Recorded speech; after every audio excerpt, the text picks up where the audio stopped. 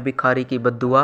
हर दिन एक भिखारी दरवाजे के पास आकर भीख मांगता था और घर का मालिक हमेशा घर के बाहर आते ही उसे देखकर फिर जाया करता। कई बार उसके लिए गालियां भी बकता। वो कहता, तू जिंदा ही क्यों है, पूरी जिंदगी ऐसे ही भीख मांगेगा क्या, धरती का बोझ क्यों बना बैठा है। और कभी कभी उस भिखारी को गुस्से में वह धक्का भी मार दिया करता। इतना कुछ हो जाने के बावजूद भिखारी के मुंह से सिर्फ यही निकलता कि भगवान तुम्हारे पापों को माफ़ करें। एक बार सेठ को धंधे में बहुत बड़ा नुकसान होने की खबर मिली। सेठ बहुत परेशान था कि तभी उसके दरवाजे पर वही भिखारी आया। गुस्से में सेठ ने उस भिखारी को पत्थर दे मारा।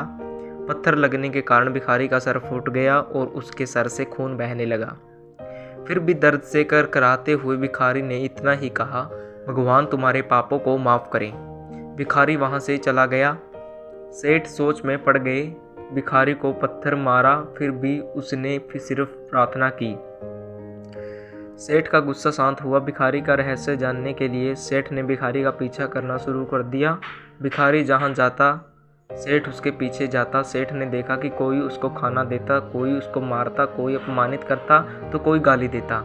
लोग भिखारी के साथ चाहे जैसा व्यवहार करते, लेकिन भिखारी सबके लिए एक ही प्रार्थना करता, भगवान तुम्हारे पाप माफ़ करें। अब रात होने को आई थी। भिखारी अपने घर जाने के लिए लौटा तो अपने घर पहुंच गया, लेकिन सेठ अब भी उसका पीछा कर ही रहा था। एक पुरानी टूटी हुई खटिया पर एक बूढ़ी औरत लेटी हुई थी। काफ़ी कमज़ोर और बीमार लग रही थी। वह भिखारी की पत्नी थी। अपने पति को वापस आता देख वह खाट से उठ खड़ी हुई। पत्नी ने अपने पति के भीख मांगने वाले कटोरे में देखा, उसमें सिर्फ आधी बासी रोटी थी। उसे देखकर वह बोली, आज बस इतना ही मिला, और हाँ, ये चोट कैसे लगी।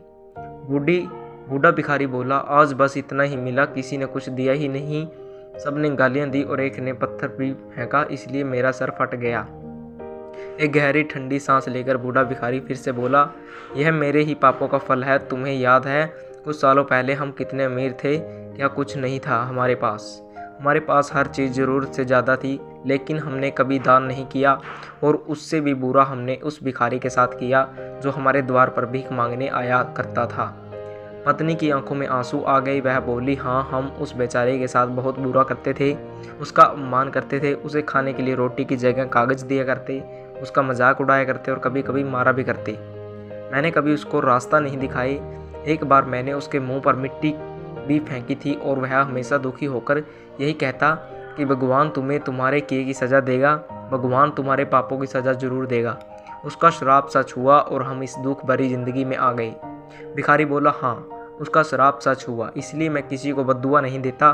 चाहे कोई मेरे साथ कैसा भी बर्ताव करे, मैं हमेशा उसके लिए प्रार्थना करता हूँ। मैं नहीं चाहता कि कोई भी हमारे जैसे ज़िंदगी का अनुभव करे, किसी को भी हमारे जैसे दुखों का सामना करना पड़े। वो नहीं जानते कि वह कितना बड़ा पाप कर रहे हैं, इसलिए अनजाने में हुए पाप की ऐसी सज़ा किसी को भी मिले, मैं नहीं चाहता। सेठ वहीं पर छुपकर यही सारी बातें सुन रहा था। अब उसे सब कुछ समझ में आ गया था। भिखारी और उसकी पत्नी ने वह आधी रोटी मिल बांट कर खाए और भगवान को धन्यवाद बोलकर सो गई। अगले दिन भिखारी फिर से भीख मांगने गया। सेठ के घर के पास जाते ही सेठ ने पहले से गर्म रोटियां उसके लिए निकाल कर रखी थी। उसे देते हुए सेठ बोला, माफ़ कर दीजिए बाबा, मुझसे बहुत बड़ी गलती हो गई। बूढ़ा भिखारी बोला, भगवान तेरा भला करे। इतना कहकर वह आगे निकल गया। तो दोस्तों, कैसी लगी आपको ये कहानी, कमेंट करके ज़रूर बताएं। अगर आप हमारे चैनल पर नए हो तो चैनल को सब्सक्राइब करें, वीडियो को लाइक करें, शेयर